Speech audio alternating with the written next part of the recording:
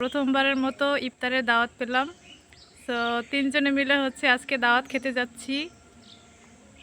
সবাইকে রমজানের শুভেচ্ছা।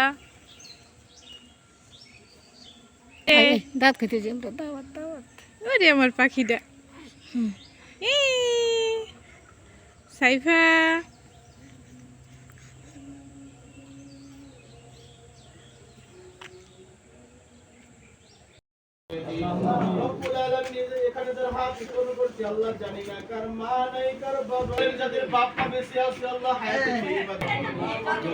তুমি কে বাড়ি করবে গাতে